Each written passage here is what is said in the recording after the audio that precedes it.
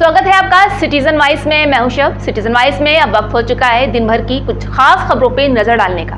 तो आइए देखते हैं क्या है आज की खास खबरों में। AIM प्रमुख असदुद्दीन ओवैसी ने शनिवार को पाकिस्तान को जमकर लताड़ा। उन्होंने कहा है कि पाकिस्तान ने अपने नए हमले का नाम बुनियान अल मरसूस रखा हुआ है। जी हाँ, ये कुरान शरीफ की एक आयत से है जिसमें अल्लाह कहता है कि अगर तुम अल्लाह से प्यार करते हो तो एक ठोस दीवार की तरह खड़े रहो, लेकिन पाकिस्तानी सेना एक प्रतिष्ठान बहुत झूठे हैं। उसी आयत में पहले अल्लाह कहता है कि तुम ऐसी बातें क्यों कहते हो जो तुम नहीं करते। वे इतने झूठे हैं कि वे कुरान के पूरे देश को समझना ही नहीं चाहते। क्या वे पूरे पाकिस्तान में बंगाली मुसलमानों पर गोलीबारी करते समय दीवार की तरह खड़े होना भूल गए थे? जी हाँ, ओवैसी ने आगे कहा है कि अब वे IMF से $1 बिलियन का लोन ले रहे हैं, जिसने पिछले 75 साल में आपने क्या किया है? आपको IMF से ये लोन लेने के लिए किसने मजबूर किया है? सबसे दुर्भाग्यपूर्ण बात यह है कि ये लोन पाकिस्तान को दिया जा रहा है अंतर्राष्ट्रीय उग्रवादी कोष की तरह है जिसका वे दुरुपयोग करेंगे। अब अमेरिका, जर्मनी, जापान को देखिए कि वे देश इस पर कैसे सहमत हैं। आज जो सुबह में हम बहरीन के डिप्टी PM है शेख खालिद बिन अब्दुल्ला अल खलीफा, फिर उसके बाद जो शूरा कौंसिल के चेयरमैन हैं हिज एक्सेलेंसी अली बिन सालेह अल सालेह, और फिर जो फर्स्ट डिप्टी स्पीकर हैं हिज एक्सेलेंसी अब्दुल नबी सलमान अहमद साहब के साथ, और कौंसिलर रिप्रेजेंटेटिव्स का हमारी मीटिंग हुई। बहुत अच्छी मीटिंग हुई। उसमें तमाम ग्रुप ने जो जय पांडा उसकी क़यादत कर रहे हैं, हमने भारत का पक्ष रखा।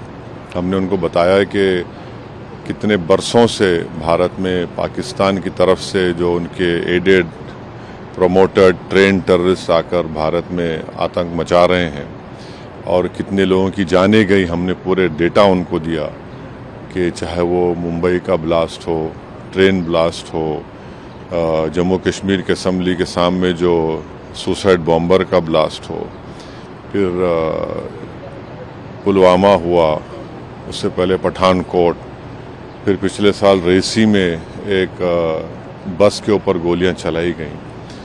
तो हमने बताया कि ये पूरा स्किट जिसमें ट्रेडमार्क्स पाकिस्तान के हैं। और एक बात हमने बताई कि जो TRF ये जो टेररिस्ट ऑर्गेनाइजेशन है, 1262 जो सिक्योरिटी काउंसिल का जो सैंक्शन कमेटी के हमने दिसंबर 2023 में कह दिया था कि TRF पे आप सैंक्शन लगाइए, ये यहाँ पर भारत में गड़बड़ कर सकता है।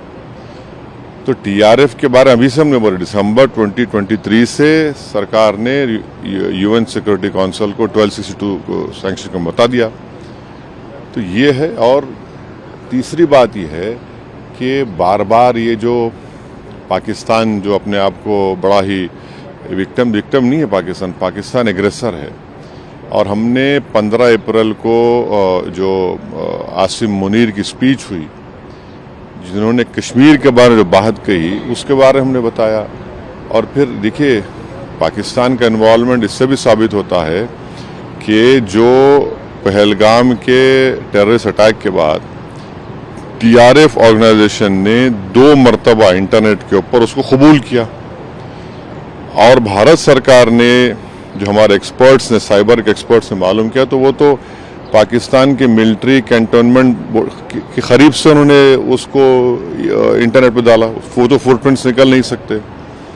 और तीसरे, हमारी देश की जो प्रीमियर इन्वेस्टिगेटिंग एजेंसी NIA ने केस रजिस्टर किया है, तो इसमें पूरा इसका इन्वॉल्वमेंट है। और फिर भारत तरफ से जो एक्शन लिया गया, तो पहले 9 मुकामात को हमने निशाना बनाया जो यूनाइटेड नेशन के डेजिग्नेटेड टेररिस्ट ऑर्गेनाइजेशंस का ऑफिस है, और पाकिस्तान ने बेहूदगी की। तो फिर 9 और 10 को वो एयर बेसिस पर उनको सबक सिखाया गया। तो ऑल इन ऑल हम बता रहे हैं कि भारत तो चाहता ही नहीं है, हमारा कंटिन्यूसली एक पड़ोसी मुल्क भारत में इंस्टेबिलिटी पैदा करना चाह रहा है, भारत में हिंदू मुस्लिम नफ़रतों को बढ़ाना चाह रहा है, और उन्हीं के पास से ये टेररिस्ट आते हैं, ये सब तमाशे करते हैं। तो बहुत अच्छी मीटिंग्स हुई और सब ने इस पॉइंट को उनके सामने रखा, और उन्होंने भी सुना है। हम उनको ये कह रहे हैं कि आप भारत को आप जो देख रहे हैं और भारत यहाँ पर बहरीन में तो 1962 तक रिजर्व बैंक ऑफ इंडिया की तरफ से गल्फ रुपी इस्तेमाल होता था और भारत पहला देश है जो एंटी कॉलोनियल स्टैंस लिया था यूनाइटेड नेशन में और उसकी वजह से बहरीन को यहाँ पर अंग्रेज़ों को छोड़ के जाना पड़ा और हमने उनको बहरीन की हुकूमत को याद भी दिलाया कि 2018 और 22 में आप ही के एक बहरीनी डिप्लोमेट की वजह से पाकिस्तान को FATF ग्रे लिस्ट में डाला गया और एक आतंकवादी जो यहाँ पर छुपा हुआ था उसको 2015-16 में उन्होंने भारत सरकार के हवाले भी किया। तो हम उनसे कह रहे हैं कि मिडिल ईस्ट में FATF के मेंबर हैं और वो पाकिस्तान को दोबारा ग्रे लिस्ट में लेकर आए क्योंकि जो फंड्स आ रहे हैं उसके ऊपर कोई रोक टोक नहीं है और 2026-27 में बहरीन सिक्योरिटी काउंसिल का मेंबर भी होने जा रहा है। तो इस एतबार से भी ये बहुत अच्छा रहा। जिस तरह से टॉप लीडर से मुलाकात हुई, 2 दिन की बहरीन की विजिट खत्म होने वाली है, गवर्नमेंट की तरफ से, बहरीन गवर्नमेंट की तरफ से किस तरह का आश्वासन मिला? देखिए, हमने जो बातचीत की उन्होंने बड़ा अच्छा सुना, उन्होंने अपनी बातें भी रखी जो उनकी सरकार का ज़ाहिर हो अपना पक्ष रखे, हम अपनी सरकार की बात रखे, उनको बताए कि देखिए इनस्टेबल करने की जो कोशिशें की जा रही हैं भारत को ठीक नहीं है और ना साउथ एशिया के लिए ठीक है, ना रीजन के लिए ठीक है, ना किसी के लिए भी ठीक है। तो उन्होंने भी कहा कि हम तो यहाँ पर करीब 7 लाख से करीब ज़्यादा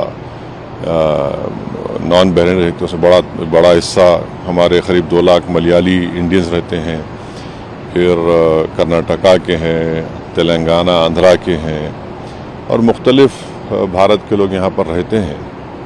तो सब उन्होंने उस बात को माना कि भाई यहाँ पर आप भारत के लोगों का बहुत बड़ा कंट्रीब्यूशन है बहरीन के लिए, हमने भी अपनी बात रखी। तो थी आज दिन भर की अहम खबर। ताज़ा खबरों की अपडेट के लिए जुड़े रहिए हमारे साथ सिटीजन वॉइस पर। हमारे चैनल को लाइक, शेयर और सब्सक्राइब करना ना भूलें।